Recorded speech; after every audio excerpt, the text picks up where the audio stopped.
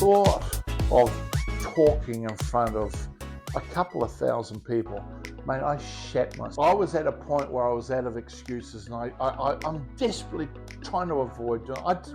I really didn't want to do it. And the last thing I could think of is, I said to Jo, look, I can't do this, babe. I've sweated through my shirt. She anticipated this, and I love her for that. You know, Yeah. Speaker that night was Jim Rohn, who was my fighter. I was like, Yeah. oh my God, I want to walk on water. First, you got to step out of the boat. You have to go all in. If you're truly committed, you're absolutely committed. If it doesn't work out, then you're going to have to learn to adapt. I think the biggest, most important thing is to be self-aware, because you cannot change anything you don't first acknowledge. You're not fearful.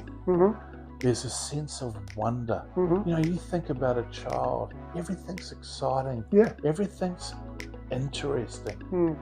And not saying that kids doesn't, you know, have a cry and whatnot. To be free, to be mesmerised by life, to be curious, Exactly, to investigate. If it's going to be, it's up to me. You have it within you, and I've said this with all my clients. From school failure to record-breaking success, David Niethe proves that mastering your mindset can take you anywhere. Welcome to the Champion Mindset Collective podcast. I'm your host, Anthony Dahya. I'm so grateful that you're here watching or listening to this episode. We'd love for you to share this episode with your friends, your family, and your workmates. And please follow or subscribe to this podcast so that we can get it out to the wider world. Today, we're diving into a world of mental performance with none other than Dave Neithe, New Zealand's leading mental performance coach, standing tall with a larger-than-life personality to match. Dave's approach is as bold and effective. With over 20 years of experience, he's helped CEOs, elite athletes, high-performance teams push past their mental limits and achieve extraordinary results. From battling setbacks, dyslexia, teenager to breaking records as an elite athlete, Dave's journey is a testament to the power of the mindset and the determination and the relentless pursuit of excellence. Join us as we explore the man behind the method and his unique approach to getting mental edge on how you can unlock your true potential. The Winning Mindset book by David Neithe is a transformative step-by-step guide on how to cultivate a winning mindset, making it accessible to readers from all backgrounds that delves into the power of mental performance and its impact on achieving success, offering simple yet effective strategies designed to help individuals from various walks of life to develop fearless mentality, reframe the failure, and remove self-limiting beliefs. Welcome, Dave, to the Champion Mindset Collective podcast. This guy sounds amazing, doesn't he? Now, just the only correction I would make, it's actually over 30 years now. 30 years. 30 years Wow. in this industry. That's a long time. Thanks for having me on board, mate. Oh, thank you for opening up your home. Yeah. In your office, which is amazing. I've got to say, it's an incredible environment to work out of. I absolutely love coming to work every day. Yeah, and as we were talking before, this office has had many well-known athletes and people in the from this very humble little garage, we've got multiple world champions, gold medalists, Olympic, Commonwealth champions, world record holders, and a couple. I've now had a young lady, Lydia Coe, who's now a dame. I mean, you know, it's incredibly humbling when you think it's just a little garage, but what takes place in the air, far out, man, it blows my mind. Yeah, and it's taking that courage to step out into what you're good at, right? Yeah, and what you're really pursuing in life, and finding your passion. If you look at the journey for me, here I was. I left school, went into the printing industry, which I absolutely hated, and over that period of time, started to develop this dream about mental performance coaching, which, you know, you think 30 plus years ago wasn't really a thing. You know, mental performance is only probably since 2010 as it really started to take off, I'd say. Yeah. So I was sort of, it was starting to get, early 90s is where I sort of started. And there was a real interest, but there was not an awareness of it, really. Tell us a little bit about your journey and like as a child, leading up to the point where you went into coaching. So I think the best way to start is where the first sort of significant moment for me that in reflection now I go, shit, that was really quite significant. And that was, Wesley College for me, tough school. For the first year was a lot of hidings, and you had to harden the fuck up, But one of the teachers there, actually was the Reverend Graham Kane, and we had a class on a Saturday morning called Life and Faith, and it wasn't just about Methodist, but it was all sorts of things. But it was Graham Kane who gave me the book Jonathan Livingston Seagull, which I read over and over and over and resonated with this idea of me being Jonathan, who somehow wanted to be more than what I was, right? Now, I sort of went off the rail a little bit, left school, went through a little bit of a rough period, got in not a huge amount of trouble, but just your average teenage rebel, so to speak. But it was the saving grace for me, I think, was getting into the gym, meeting some great people.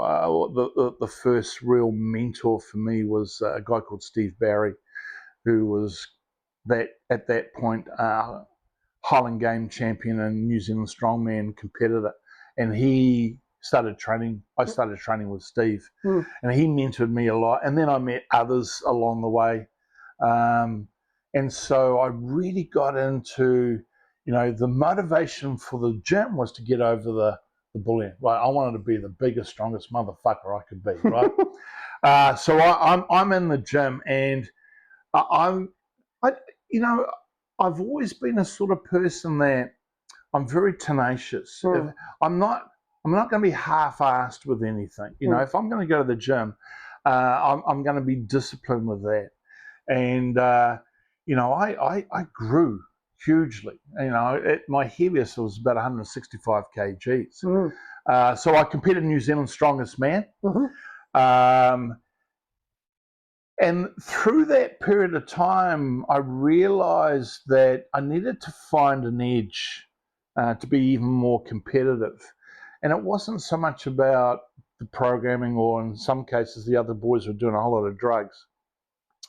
I was fascinated with the mind. I go back to Jonathan Livingston, right? And I started researching what the Russians were doing with their strength program. Yes, they were doing a lot of drugs, but they were using a lot of hypnosis, which I found really fascinating. Now, through that investigation, I backed into neurolinguistics and the methods, that are developed through that, and became fascinated. And I started applying it. Then I had people coming up to me and going, man, how do you, get to that level of intensity and focus? And then through that, I kind of realized, I'm good at this, and I really enjoy this. And what would be even better is, how do I share this? How can I use this? Because I got a buzz, because I think, for me, the way I think is, I would go into these gyms, and the moment that I got the strongest in one of the gyms, I got the fuck out. Because I don't want to be the big fish in a small pond. No. I wanted to be constantly evolving, right? And it's that getting to the top of a mountain and realizing there's another one. Right? And that's life, right? Yeah, I mean, that's you're back at step one again. That's the beautiful thing about life. It's a continuation. Yeah. And again, I go back to as I've gone through this period, it's that existentialist sort of mindset where you're thrown in this world, we live and we die. Now, what we have in that period of time is an opportunity to become the best possible version of ourselves. And that's something that resonated with me. So, obviously for me initially, it started physically. I'm really proud of the fact that, even in my 40s, I'm benching, I was benching 180 for reps. I'm up there competitive with these guys half my age, and they still didn't even come close. So in a physical way, it was like, fuck, if I can do that physically, where else can I apply it? Now, this is something that's really important. Carl Jung said this: where fear lies, there lies your task. So you get to this point and understand that you are the most incredible project you'll ever work on. So I then started looking at, okay, so what are my limiting beliefs? Now, I left school at 16. I was a second year fifth. I hated school. And being dyslexic, my model of the world was, because I failed everything, I'm not that bright. And that became my model of the world. So the expectations that I projected and expected were based on the limiting beliefs that I had. So I was happy to get a job, just over broke. So I spent 8 years as a printer. But along this journey, I started to realize, and again, I'm going to reference Jim Rohn here, who's an amazing man. And you got to meet the man. I met the man. I'll tell you a story about that, because that was really pinnacle again. Certain people stimulate something in you. So Jim Rohn says 3 steps to greatness. Number 1, set goals. 2, educate yourself. And 3, have a financial plan. And I've applied that principle to where I am now. And, there's a sense of freedom in owning everything, not owning any money to anyone. I like that sense of freedom.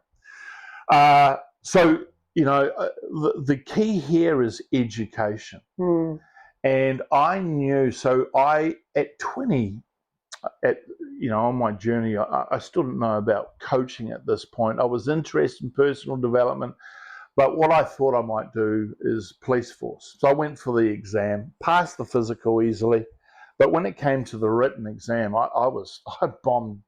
And the lady there who specialised in adult education said, Dave, I want to do a couple of tests on you, because you're bright, but you've really your reading and writing is not good. And she diagnosed me as dyslexic. Now, I hate fucking labels, right? And I think people are very quick to put, I can't because of this. Now, fuck that. No, you don't want to be labeled. No. But you do need to take the responsibility to extract and take responsibility for the fact, okay, this is my situation. Now seek solutions. So I went out, and part of it fundamentally was that I had to become disciplined in doing what I didn't like doing. I don't like reading. Holy heck, how that's changed over the years. Lamplight books in par now have been so incredibly brilliant for me. I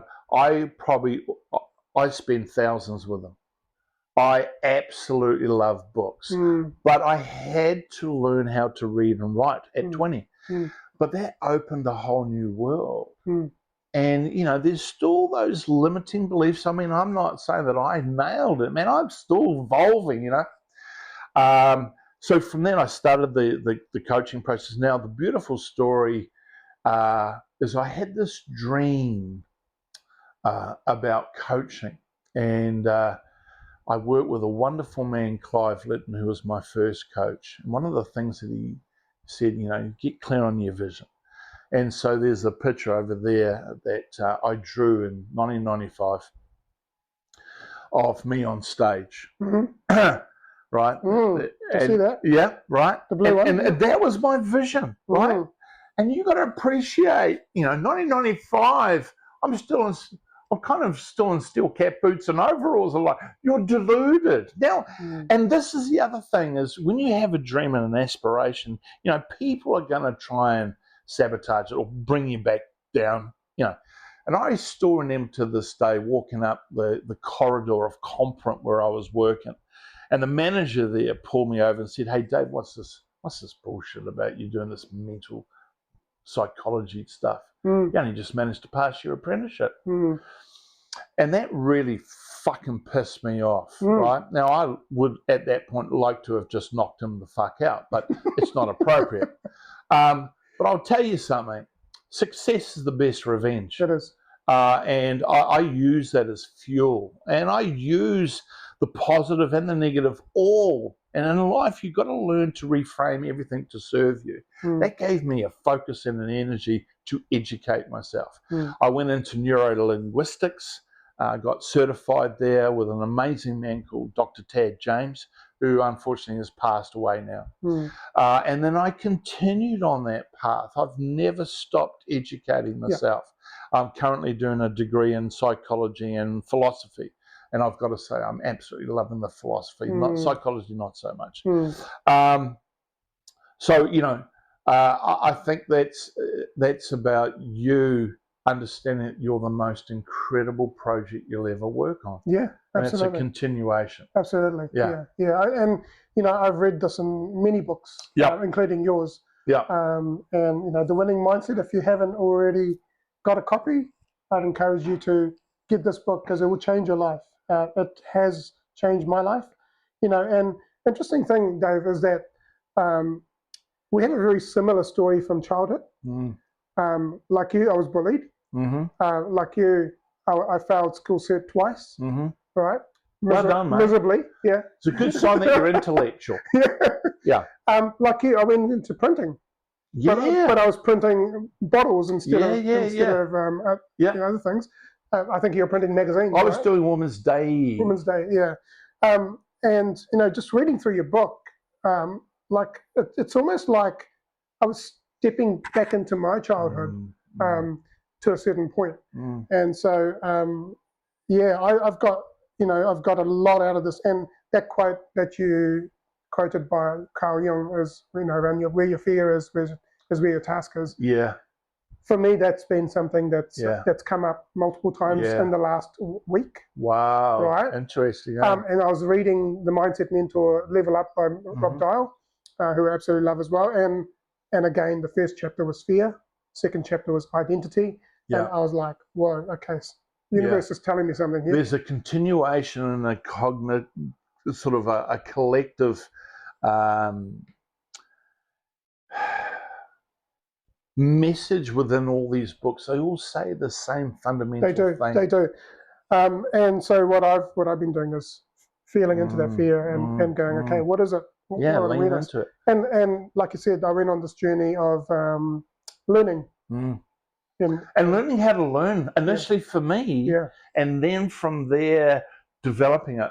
I recently, at the end of last year, I had probably the most significant moment of my life.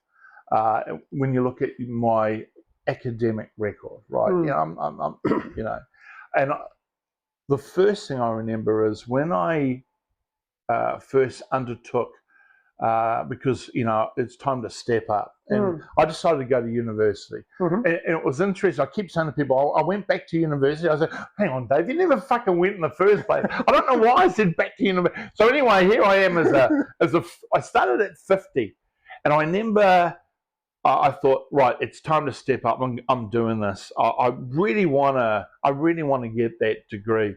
And I remember Equity and Justice was my first philosophy paper, the first university paper I ever did. And I remember submitting my first essay. And I'm kind of thinking, if I fail this, I'll have to either I'm going to commit to continuing, but fuck, man, I really kind of need this to work. And I remember sitting inside, and the email arrived on the phone. You have an email from Massey University. I'm going, oh fuck. And it was that night. So you come in here, you turn the lights off. My wife's in there looking. She can see me. And I said, oh, Joe, I'm just going off to check my computer. I just got an email, not telling him anything. Sat in here and I got this, and I got a B minus. I burst into tears because that was significant for me, because I realized now that I was ready to go on to that next journey. Now, it's taken me 5 years. 5 years of improvement. And again, the beautiful thing people need to understand is the gift is in the feedback, and most of it is negative, right? So I got a lot of feedback from my professors going, hey, listen, you need to tidy up this, your sentence here, your structure.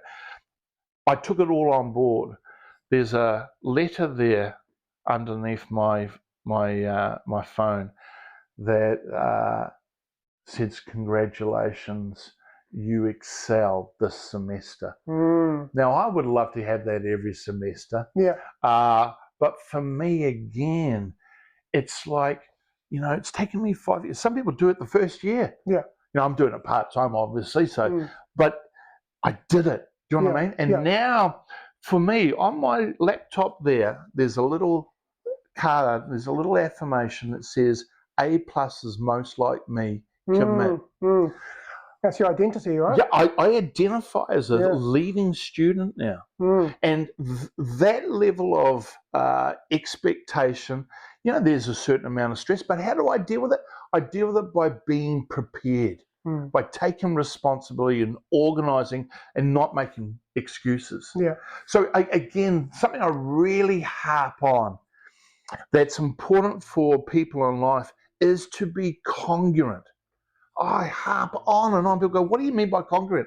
That is to talk the talk and walk the walk. That is to align both intent and intention. And when you do, it doesn't guarantee you ultimate results, but it highly improves possibility and probability. And that's all I'm doing. I know that if I do, normally Sundays, I'm in here by about 6:30 in the morning, and I will go to about 5 in the afternoon, study. Wow. That's not including Saturday. Fridays is study. So 3 days of study, and then during the week I still do study.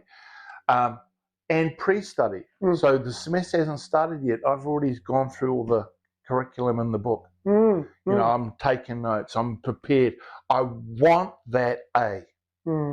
Now, I have the best of intention and let go the outcome. If I don't, I don't. But I am going to do all that is within me to ensure that I get those standards. But the other cool thing is, I just want to recognise 2 wonderful guys, because I sat in there back in the 94, 93 maybe, actually earlier, I've got 2 mates, Dahya and Brownie. And you know what true mates are? True mates support you, right? Yeah. And I'm sitting in there and going, hey, this is my dream. And I'm thinking, where am I going to work? I need a... And those 2 guys, we're having a few beers, and the guys go, oh, for fuck's sake, look at your garage, mate. It's full of shit and crap. We'll tidy it up and we'll build you an office. So Darren Orchard and Darren Blank, those 2 mates were catalysts in helping to create this. To build this. Wow. And what an amazing it's a fantastic, like I said, it's nothing, it's a humble garage.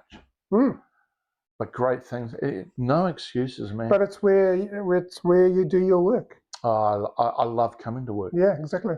And I love being in here even when I'm not working. Yeah, as you said before, the job is what? Just over broke. Just over broke, yeah. Yeah. And, you know, it's interesting. 25, 30 years of being in corporate world. Late last year, Yeah. I felt like I was in prison. Yeah. And Yeah. I was like, I can't do this anymore. Yeah. And I was like, I've got to go all into my business. Yeah. The old saying, if you want to walk on water, first you've got to step out of the boat. Yeah. Yeah. Exactly. And I like that. You have to go all in. You know, I'm a real fan of fuck plan B. Yeah. There is no plan B. If you're truly committed, you're absolutely committed. There's only plan A, yeah. Absolutely. Now, if it doesn't work out, then you're going to have to learn to adapt. But fundamentally, you know, you have to be fully committed. I mean, look, if you want to be an Olympic gold medalist, you can't fart ass around. No. You know, you have to be absolutely tenacious, committed, and to a certain point, selfish. Yeah. It's just a fact of life. Yeah, absolutely. When your friends say, let's go for a drink or whatever, you can say, no, I've got work to do. Yeah, and if they're true friends, they'll understand that. Absolutely. Yeah, yeah. Let's go back to Jim Rohn. Mm-hmm. So you mentioned Jim Rohn, and I read in your book about you got an opportunity to go and speak in Las Vegas. Yeah. I mean, I've been to Las Vegas and I sang in Las Vegas. Yeah. But you got to go and speak. And how old were you? What was going on for you at the time? And I would have been about 26. Wow. Okay.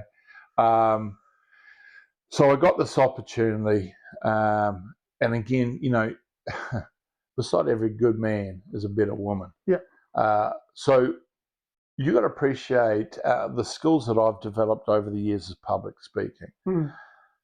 26, and you, I think most people listening to this will get a sense of that blue collar South Auckland guy, right? I speak the way I speak, and I make no apology. I swear, I don't give a fuck. I'd love for you to just be completely authentic. Because that's the one thing that people love about me. Yeah. And I've never changed in all this time. So the thought of talking in front of a couple of thousand people, mate, I shat myself, right? Now, again, I was at a point where I was out of excuses, and I'm desperately trying to avoid doing it. I really didn't want to do it. And the last thing I could think of is, I said to Jo, look, I can't do this, babe. I've sweated through my shirt. There's sweat. It's not good. She anticipated this. Bitch pulls out a shirt and goes, put it on and get your ass out there. And I love her for that, you know. Yeah. So I spoke, and then the guest speaker that night was Jim Rohn, who was my fucking idol. I was like, oh my God. And I say to people, never ever put anyone on a pedestal, because you give your power away. And I put him on a pedestal. Hey, but I was young and still on this path. I hadn't read my book at that stage. So I'm sitting in the booth with my wife and a good mate, Darren, and we're having dinner, and all of a sudden this hand was on my shoulder, and I look up, and it's fucking Jim Rohn.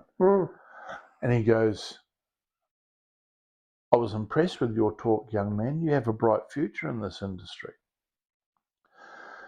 Now, in that freaking moment, I could have chosen something really intelligent to say, absolutely, Jim, I thank you very much for that. I appreciate your kind words. But being fucking starstruck, I went, oh, fuck, Jim, I love you. And then I'm like, oh, you fucking idiot. And you can see the smirk on his face, like, don't worry, son, I'm used to that. And he said, no, seriously, you keep on this journey. You really do have a bright future. And to have that affirmation from a living legend at that point. And, ironically, that was at the Stardust Hotel, which was the last hotel to be blown up when they rebuilt. Yeah. It was so, because most of the affirmation that I had was negative. You're not that bright. You struggle. You know what I mean? And that one moment just would have completely changed the trajectory of life. It sparked something. Something, yeah. The biggest need of an individual is simply to be affirmed and acknowledged. Yeah. Holy shit.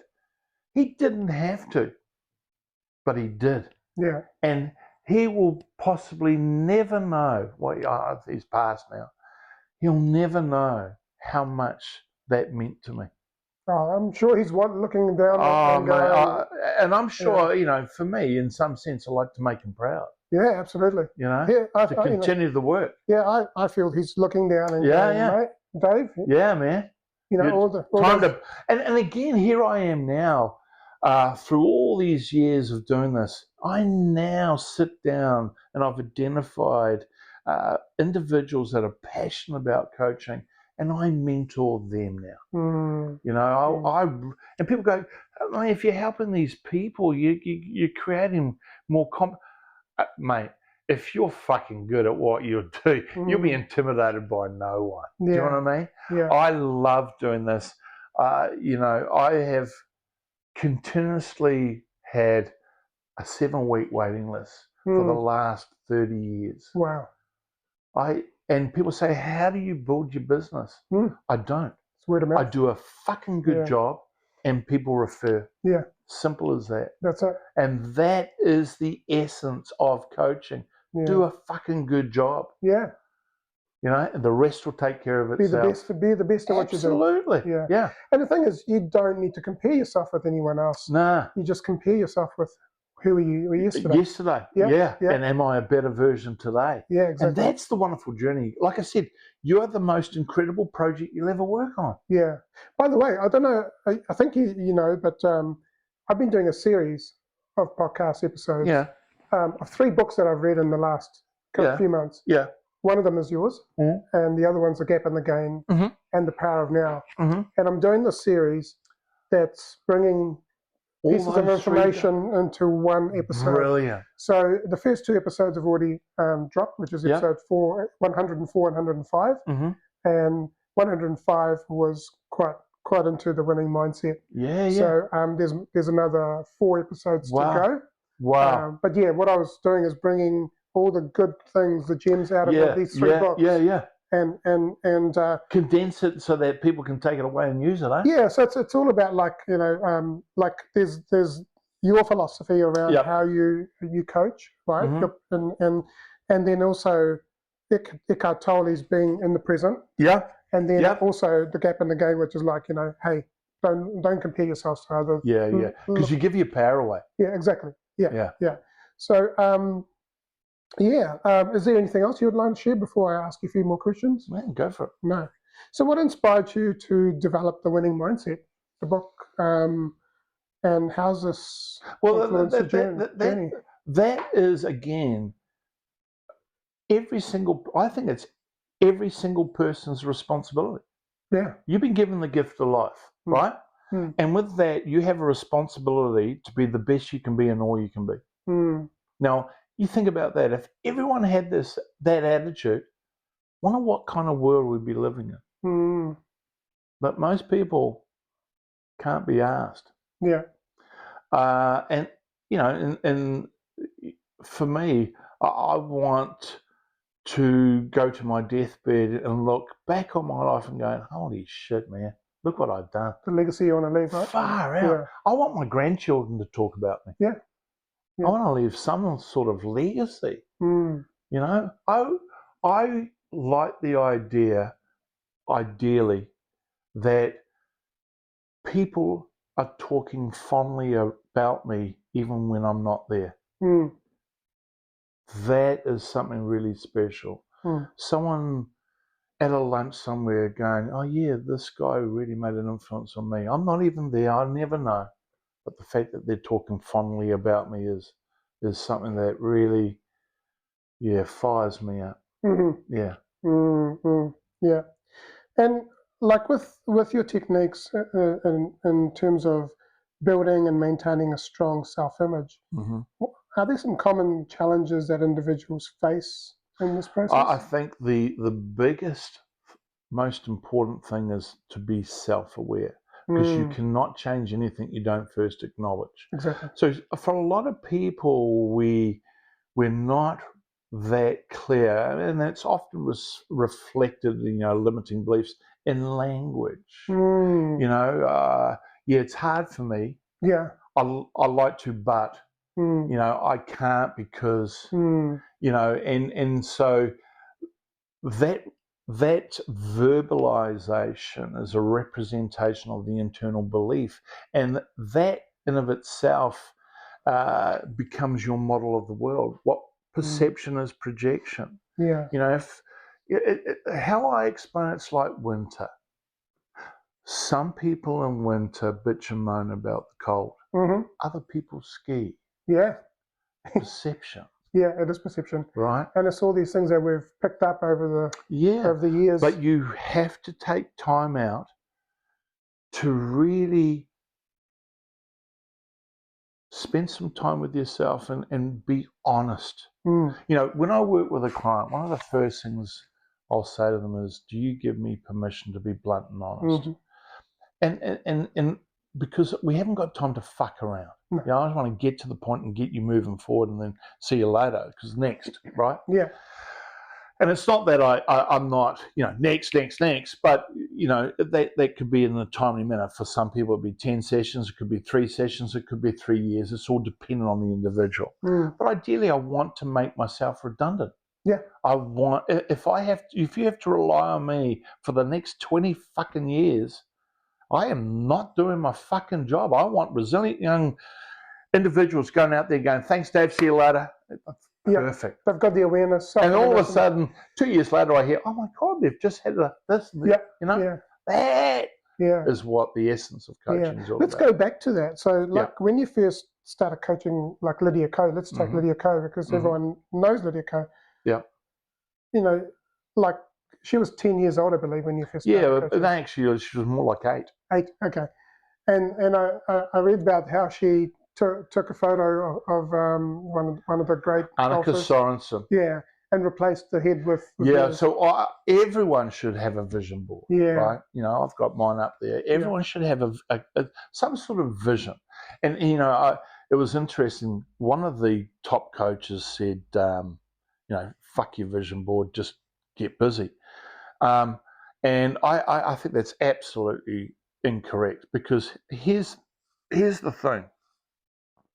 If I said to you right now, I have $10 million buried on a property in Auckland, it's all yours.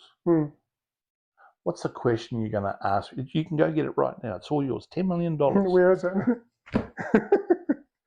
Yeah. Because you'd be a fucking idiot digging holes all over the frickin' place. You know what I mean? Yeah. So I think you need some sort of direction. We're not deluded about the work that has to be undertaken. But think about a vision board. It's not like it takes you the rest of your life. You get it done in 15 minutes. Yeah. But every day I'm clear on why. And it keeps you accountable too. Fucking A. Yeah, yeah. We're not deluded. You have to work hard. And it's all time dependent on what the actual requirement is. If you're 8 years old and you want to be the world's greatest golfer, you know that it's going to be probably 20 years of hard work. And it's going to pay off. If it's a goal to earn $1,000, it may be I hustle for 2 weeks and selling things, but I get it. It's all dependent. But ultimately, for individuals, we need to be clear on the vision. Yeah. And that way it keeps you on the right line. Do you know what I mean? Mm-hmm. You step off that wagon, and because you're clear on the pathway, we ensure that you can get back on before that wagon goes too far down the track. Yeah. And so, as you've journeyed through your coaching journey, and your clients have gone into success and fame and so on. Yeah. How's that been for you? Like, I mean, you're that's the ultimate affirmation, isn't it? Yeah, you're doing an amazing job. I like to think of myself as one of the most successful coaches you never heard of. Yeah. Well, because it's not about me. I never heard of you until I got this book. Yeah. And I'm so grateful that I did. And that's the way I like it. Yeah.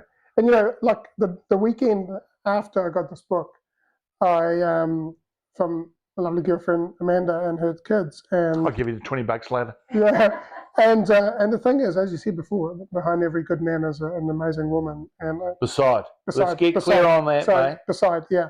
And the thing is, yeah, absolutely. She pulls me up on my bullshit every day.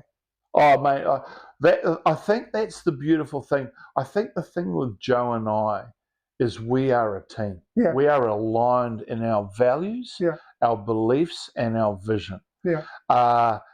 And, you know, when you have that level of respect, trust, love, and affection, you know, life's not hard. No. You know, here's something else that's kind of interesting. When you truly find your bliss, I've been doing this 30 years. I've had 2 days off sick in 30 years. How many of your employees took their 5, 6, 7 days sick every year? Yeah, exactly. Man, the other thing that's really important to understand, I believe, is the most important resource is time. Yeah. Do you fuck if I'm going to lie in bed being miserable? Fuck that. There's time's ticking, and it's the one resource you don't get back. You can make money, you can come and go, but time, it's ticking. Yeah. And when you understand that and value that, it gives you a sense of clarity and vision to hold yourself to a high level of accountability to every day ensure that you're extracting as much out of it as possible. That also includes quiet time. Yeah. Do you know what I mean? Yeah. Time with the friends and family. Yeah. But also time for self. Yeah, absolutely. And that's one thing I've really enjoyed. Absolutely. We all need time to be with ourselves and you know, be one with our thoughts and emotions and really understand what's going on for us, right? Because as Tony Robbins says, life happens for you, not to you. Yeah. And wherever that quote comes from. Yeah. Also, you talk about the alter ego. Yeah. Can you share a little bit about that? Well, how that all came about is it's something that I kind of developed when I was doing strongman. Because, you know, when you're sort of strapped up to a truck with 8 cars on it and you have to pull it for 100 meters or so, you know, every tendon muscle is on the verge of ripping. Yeah.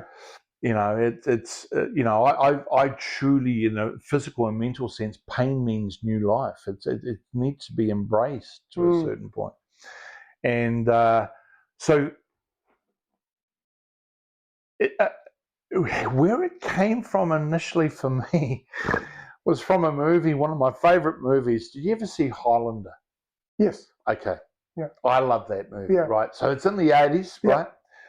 Kurgan. There was a TV show around it as well. Yeah, but the actual movie. Yeah. And there's a scene there on the beach with Sean, what's his name? Sean Connery is mentoring this young, God, what's his name now? Fuck, I forget his name. Yeah. But he says, because he's preparing him for this big fight.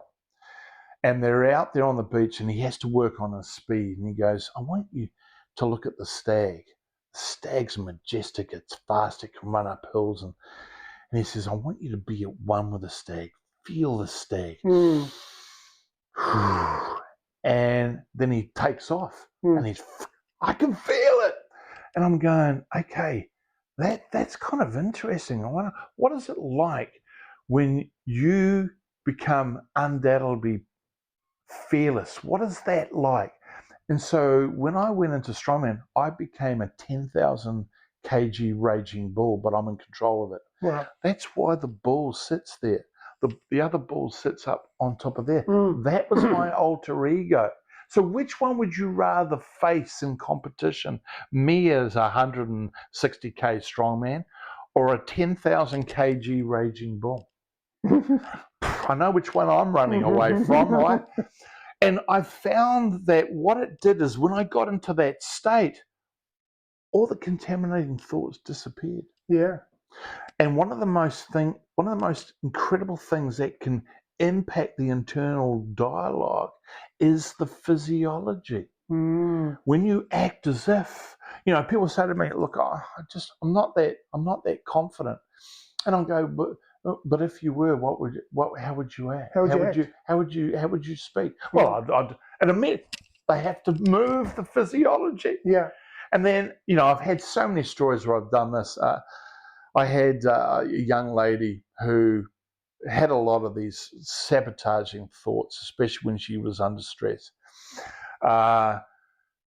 And she was Commonwealth weightlifter. And she really wasn't expected to get in the, maybe the top 8. But anyway, we started working together. Her name was Tracy Lamberts, and I think it was 2016 Commonwealth Games. I can't remember exactly. But we worked on this alter ego. Now, she's ex-South African, so she became this lioness, bronze medal.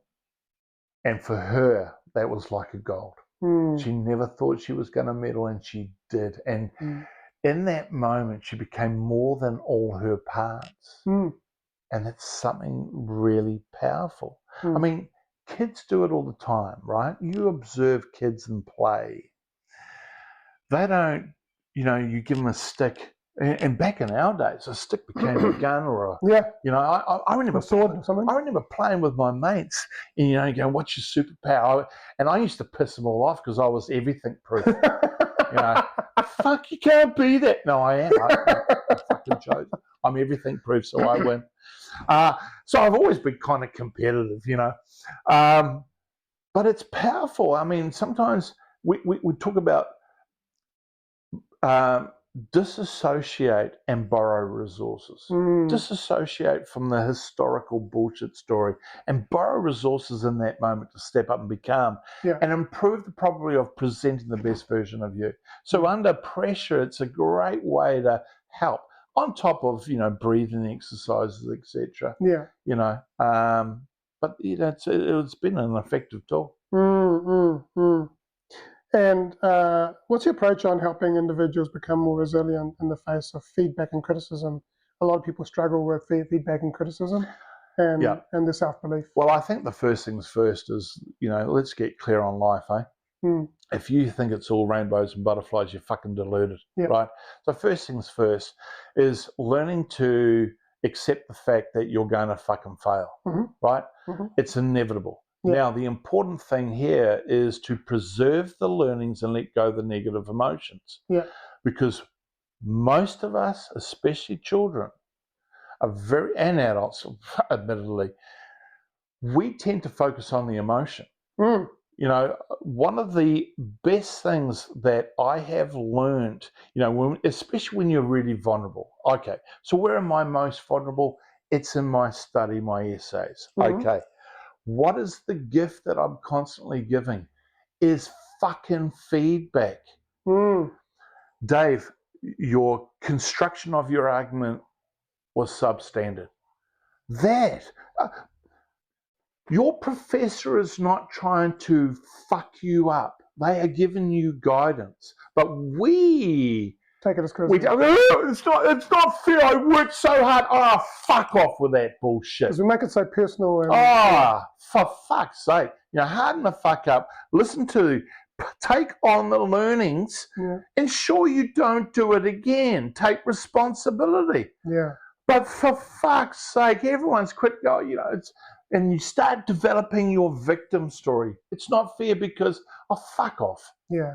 I was in that mold for a very long time, and then I learned that failure is only feedback and even it's not criticism, it's just someone giving their point of view, and it's what, you get that, right?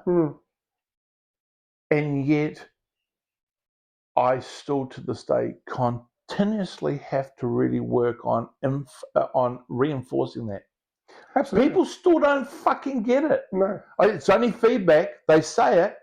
But then when they get fucking feedback that's negative, fuck you. Well, I think the best thing you can do is say, thank you. All right? Yeah. And then go, okay, what have I learned from this? Yeah. But that step in of itself seems simplistic. Simplistic, but for a lot of people, it's not. Fuck. But yeah, But when you really get it, yeah, you free yourself Yeah. to accelerate learning. yeah, absolutely. You go back into fear, right? Mm. And so that limits your model of the world. Oh, fuck, this is so hard. Bullshit. The feedback is the gift. Yeah, Fuck. yeah, Now, what I would suggest in this world today is that if feedback is the gift, I would simply say this: be fucking clear on who feedback you listen to. Absolutely. Fuck, everyone's a fucking expert. They are. Right? Online, everyone knows how to suck fucking eggs. Yeah. I would suggest if you're clear on it, justified, true belief, right? But be selective. As I say, surround yourself with people who are already successful and who have already been there, right? Yes. And whoever you, there's that saying where they say who you hang out with determines who you most hang out with. Yeah. You are generally the bottom denominator of that. But then you've got. But you progress. Look at the opportunity in the room you've got to. I tell you, I think, and in no disrespect, because it's all on history, but I go back. I had a mate of mine post something from the days. So when I left school, I lived in Clendon, South Auckland, back in Manurewa, rough as fucking guts. And he posted it, and I said, man, those were epic times. And my model of the world in those days, Friday night was a couple of crates of beer, a bag of something that you smoke, fish and chips, and a bunch of guys getting on the piss, singing along to guitar, and then waking up the next morning with a hangover, waking up and getting ready for a rugby game, right? But that was, and that was my model. And now the things have changed dramatically. Yeah. The people that I hang out with. Yeah. But I still keep in touch with two of those guys. But they were. It's a prime example. I mean, that's part of why I think I progressed with my strongman, because the moment I got really good in the gym, I got out because I wanted to be challenged. Yeah. I progressively worked from Papakura YMCA all the way into Gold's Gym, Simon Street, where if you couldn't bench 180 Ks or deadlift 300 or squat 300, get the fuck out of the gym. Exactly. Yeah. And that was. And so for you, it was that consistent. It was a progression. But that's how you improve. Yeah.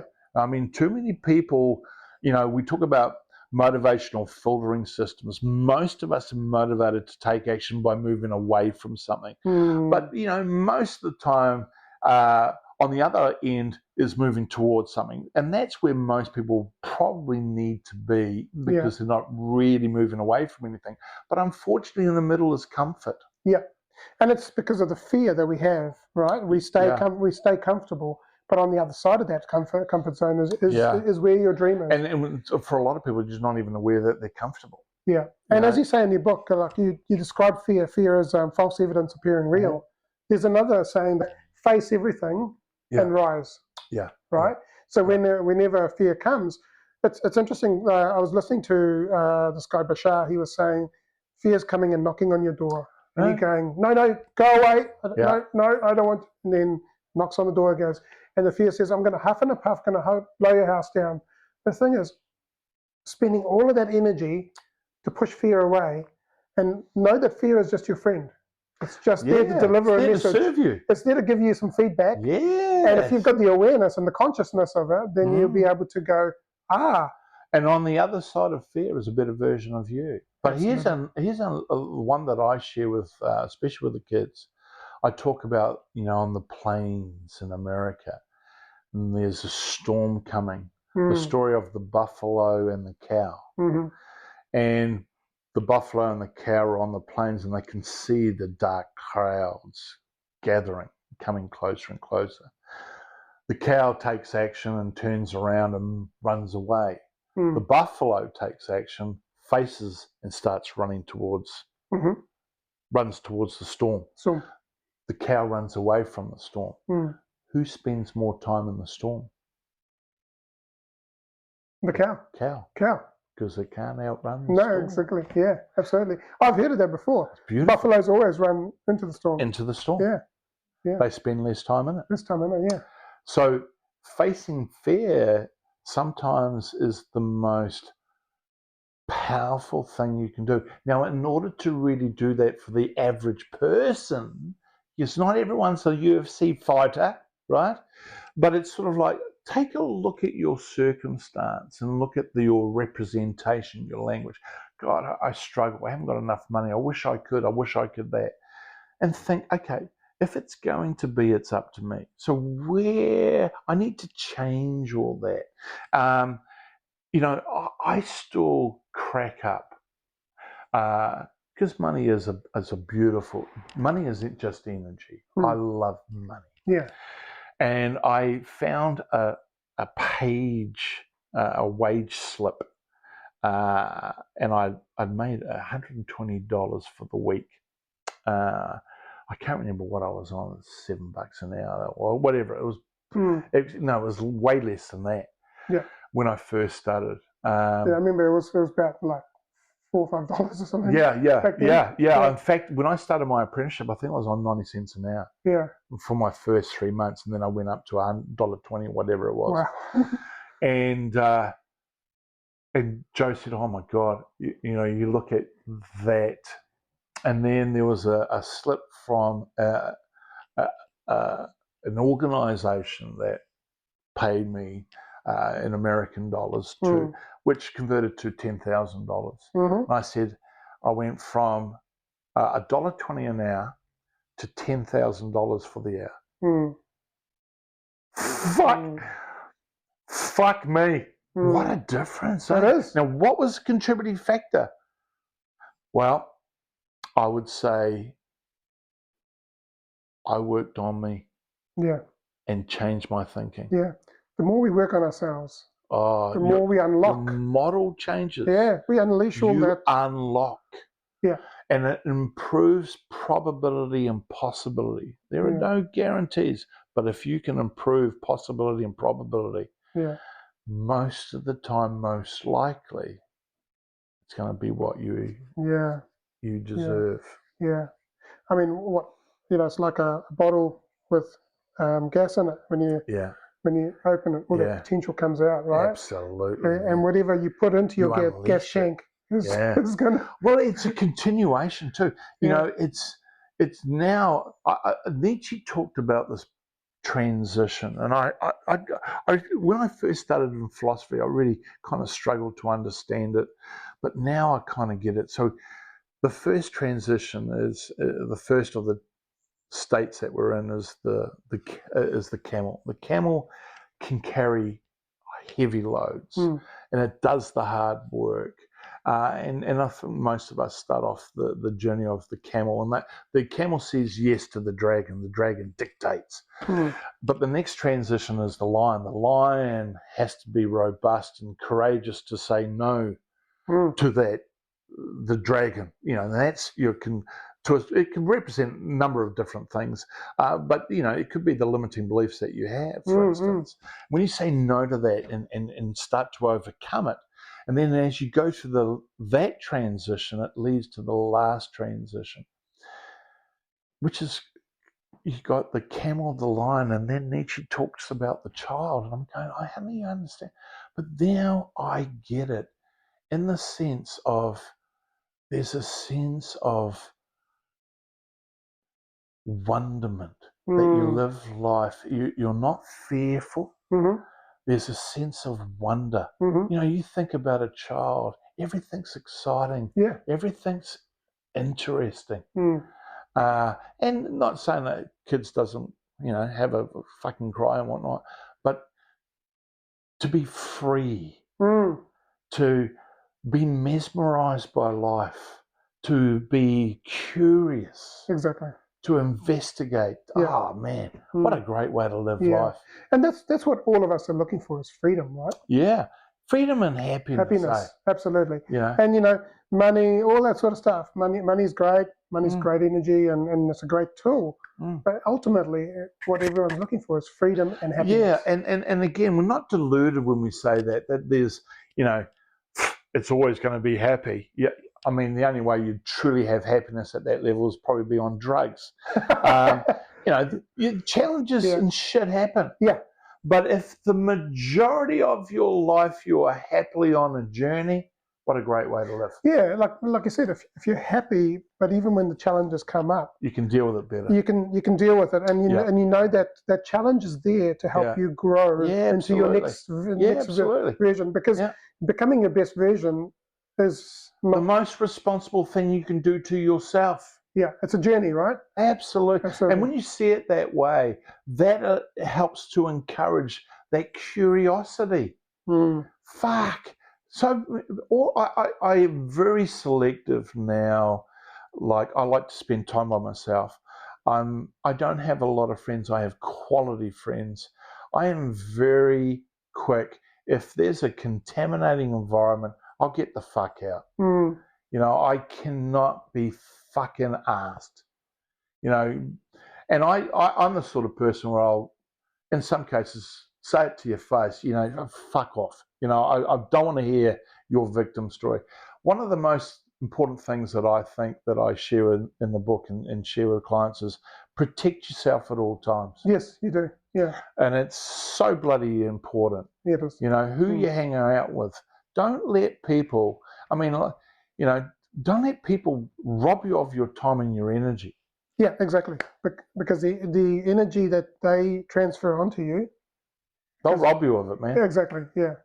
So I have no qualms, get out of my face.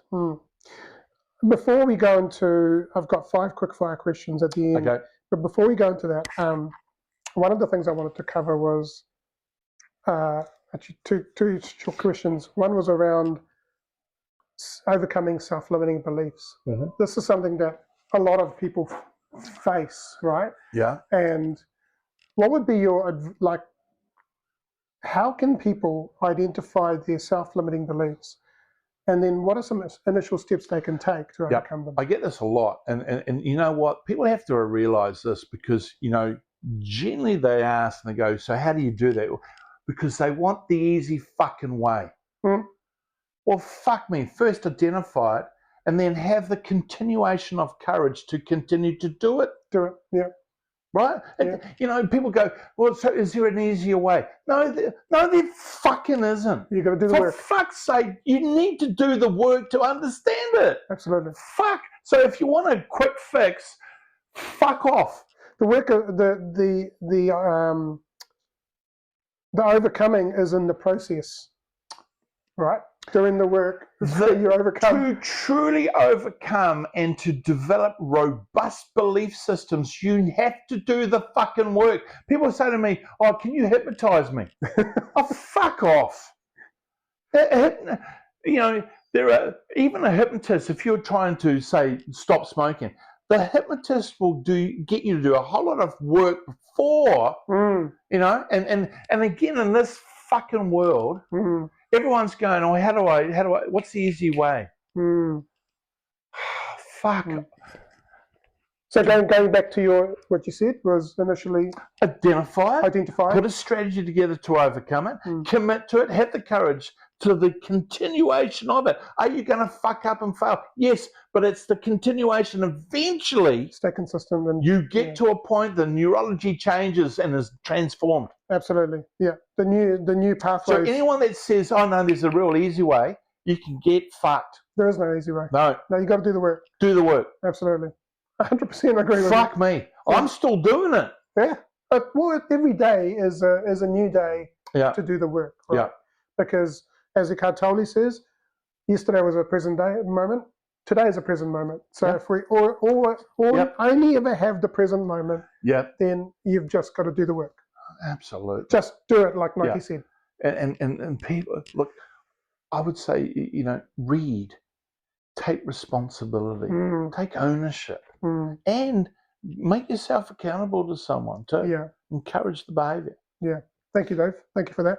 Okay, so the last question before the quickfire is, what are your future plans on promoting the winning mindset philosophy? And are there any upcoming projects or areas that you're focusing on? Right now, I'm just focused on finishing my degrees. I like my business. It organically grows. I mean, the book speaks for itself. And I know that the publisher is really excited. We're looking at, we're going into America, I think August this year. Mate, I start tapping into that market. It's pretty cool.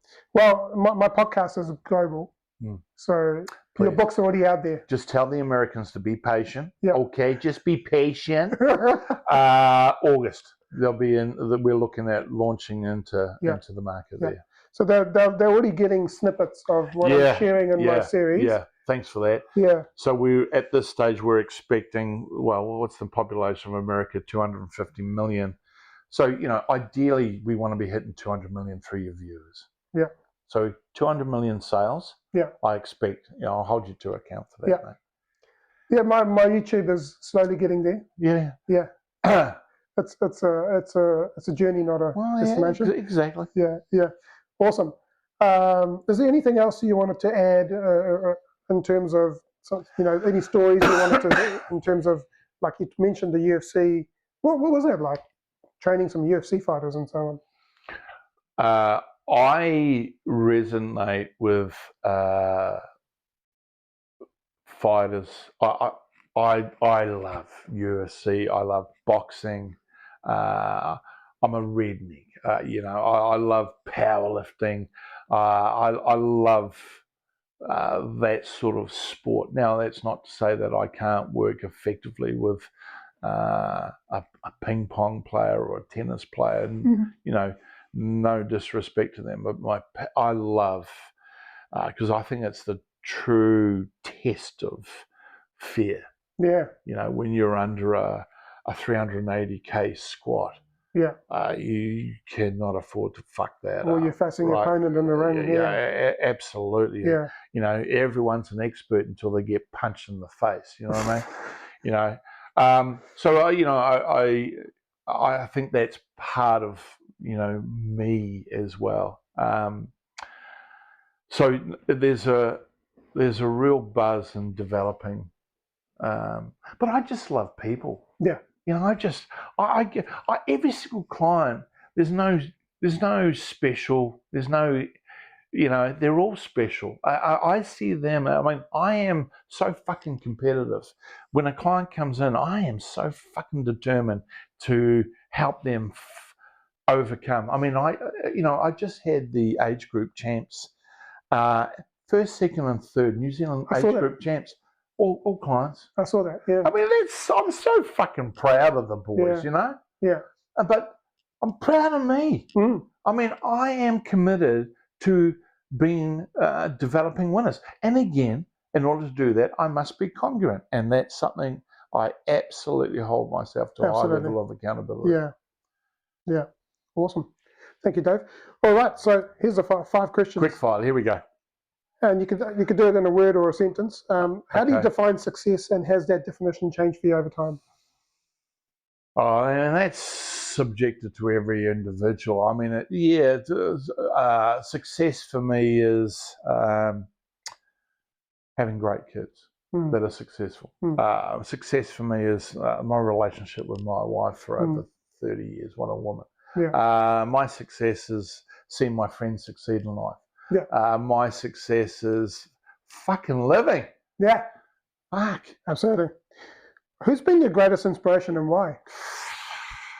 Okay, now there is a whole heap of people, and you're asking for me for one.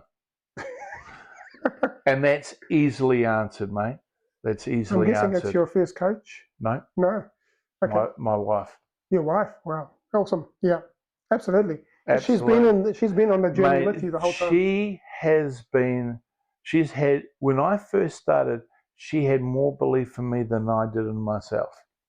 So without her quite possibly wouldn't be where I am today. Isn't that amazing that another human being has so much belief in you and Yeah, man. backs you, right? Fucking A. And it's not that a feeling, because like... And more importantly, has the belief in such a way to challenge you in your bullshit story. Absolutely. You know, because me growing up, I was told useless, I'd never amount to anything and stuff. And that gave me more determination to believe and back myself, you know? You think about this when we're going back before. I said on the other side of fear is a better version of you. A significant moment was me talking and meeting Jim Rohn, right? That moment was dictated by my wife, which stimulated a journey. Yeah. That moment was a gift from my wife. Absolutely. She change your fucking shirt and get your ass out there. She saw the potential in you, and she pushed you out there and said, so beautiful. Go do what you do best. Fucking A. Absolutely. Yeah. Love it. What is something that you believe that others may disagree with? I believe that you are at cause for everything that happens in your life. Yeah, agree. If you could go back to your younger self and give the young Dave a bit of advice, what would it be? I wouldn't change anything.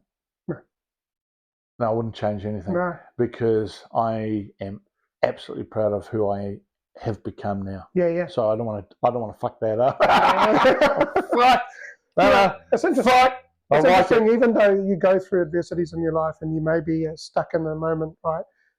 But if you're a better version of yourself, you don't want to change anything. Nah, man. I mean, I was sent to an ashram boarding school, which was crossed between army and prison, and I never saw my mum until I was 21, and I saw my dad maybe once a year. It was abandonment and rejection, but I wouldn't change a single day. Think about this. Neithe talked about reoccurrence. Yeah.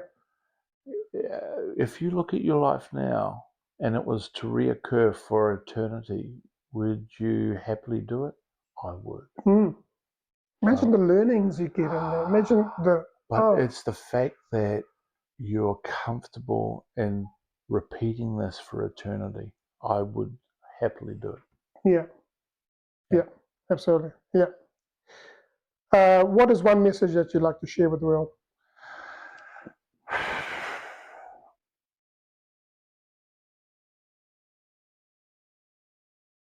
If it's going to be, it's up to me.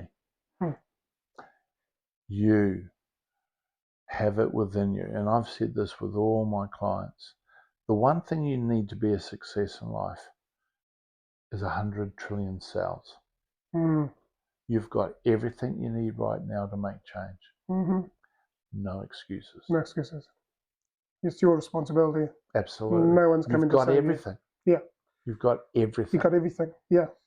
Everything's within you. Cells. Yeah.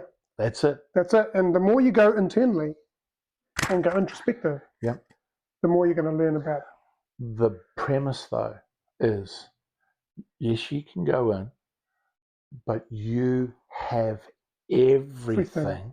Now, what I would expect, if anyone wants to challenge me on that, go away, take some time, count all your cells, and if you haven't quite got enough, let me know. Yeah. Good luck. Good luck. Yeah, absolutely. One last question, and this resonates with the podcast. What does it mean? What does being a champion in your life mean to you, and having that champion mindset?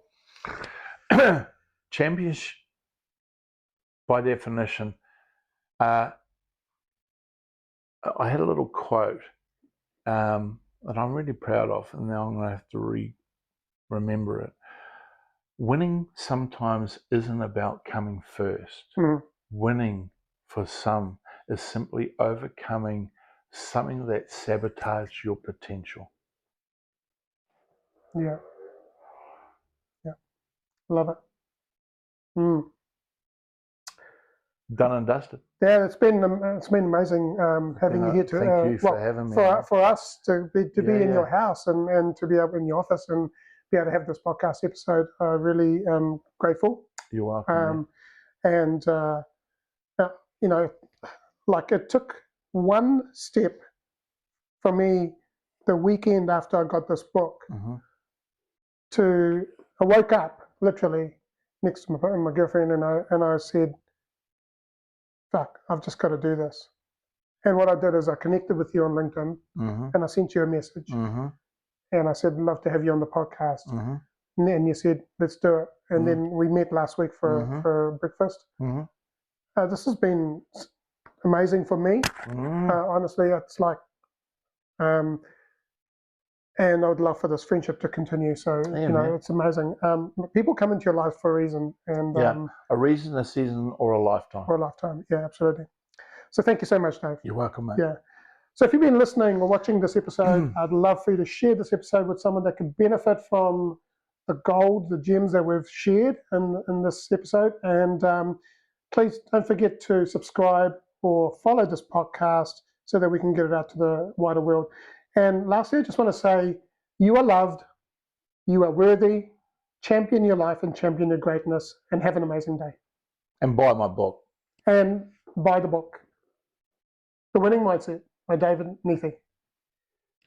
If you don't have, I'll put the links so you can get it. I got I don't know where you guys got it from. Wickles, Paper Plus. But you can buy it from Mighty Ape or wherever you want to go. Yeah.